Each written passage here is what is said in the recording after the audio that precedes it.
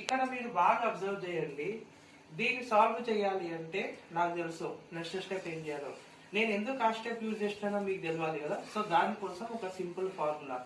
For example 1/2 plus 3/4 ఇది ఏ fraction అంటాం? Unlike fraction అంటాం. అన్లైక్ ఫ్రాక్షన్ సాల్వ్ చేసేటప్పుడు ఏం చేస్తాం? క్రాస్ మల్టిప్లికేషన్ కింద మల్టిప్లికేషన్. ఇక్కడ ఎట్లయితే మనం చేసినామో ఇక్కడ బాగా అబ్జర్వ్ చేయండి.